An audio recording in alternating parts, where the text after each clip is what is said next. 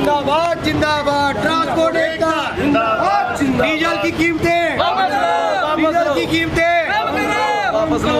नमस्कार, आप देख रहे हैं जनमत की पुकार न्यूज। आज पूरे देश में ट्रांसपोर्टर काला दिवस के रूप में मना रहे हैं। आइए हम इनसे बात करते हैं। आज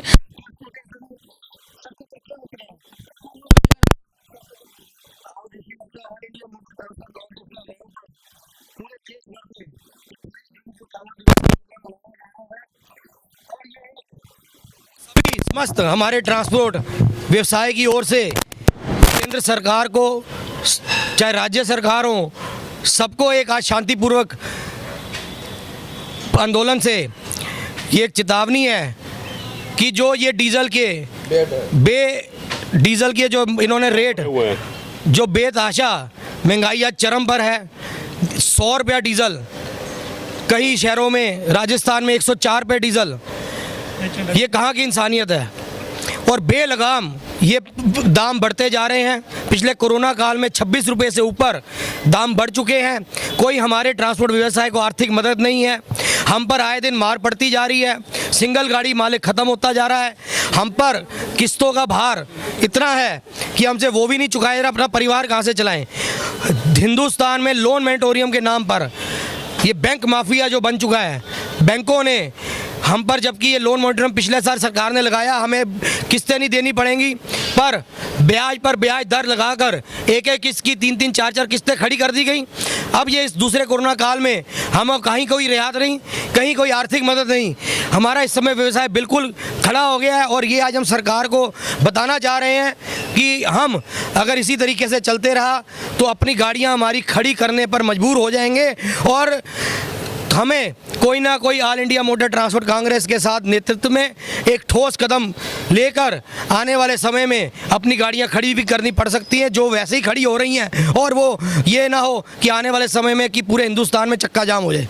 इस लड़ाई को लेकर कहां तक जाने वाले हैं आप?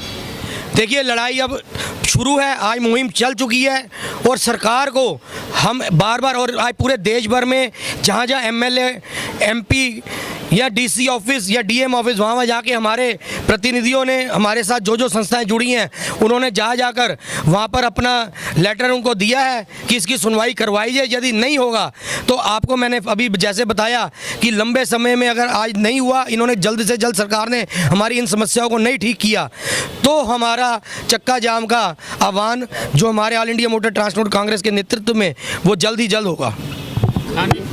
पेट्रोल डीजल की महंगाई से खाने पीने पर कितना बहुत फर्क पड़ेगा पेट्रोल डीजल की महंगाई से। अगर पेट्रोल 10 रुपये लीटर, डीजल 10 रुपये लीटर पड़ता है तो नेचुरली उस चीज़ की महंगाई सब्जी पर, अनाज पर, गले पर, सब चीज़ पे पड़ेगी।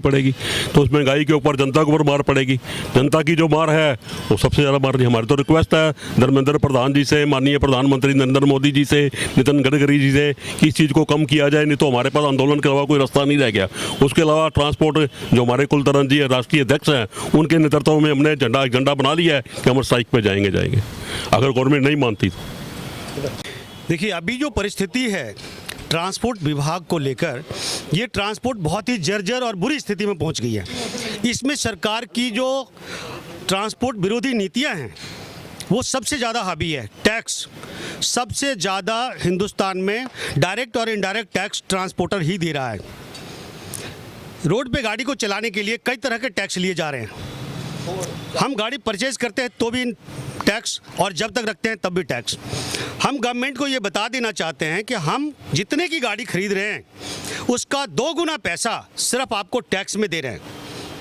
ये वर्ल्ड रिकॉर्ड हिंदुस्तान बना रही है, या हिंदुस्तान की गवर्नमेंट बना रही है, जो वर्ल्ड में सबसे ज़्यादा टैक्स फ्यूल के ऊपर, ऑयल के ऊपर, डीजल के ऊपर जो भी कहे वो हिंदुस्तान ही दे रही है पूरे वर्ल्ड लेवल में। टोल टैक्स इन्होंने बढ़ा दिया बेतहाशा, बिना इंफॉर्मेशन के। जो भी टैक्सेस ये EMI में, पिछली बार कोरोना का कम इफेक्ट था तो इन्होंने लोन मोरेटोरियम दिया, अब की बार बहुत ज़्यादा इफेक्ट था, इन्होंने कुछ नहीं दिया। ट्रांसपोर्ट जो व्यवसाय है आज मरने के कगार पे खड़ा है और किसी देश की प्रगति ट्रांसपोर्ट व्यवसाय को देख के मानी जाती है, जो कि ट्रांसपोर्ट व्यवसाय को हर देश की रीढ़ की हड्डी यानी कि बैकबोन माना जाता है। परंतु हमें खेद है व दुख है कि हमारी सरकार जो बनी थी सबके साथ सबका विकास करने, हमारा ऐसा विकास किया कि हमारे पहिए ही रुक गए।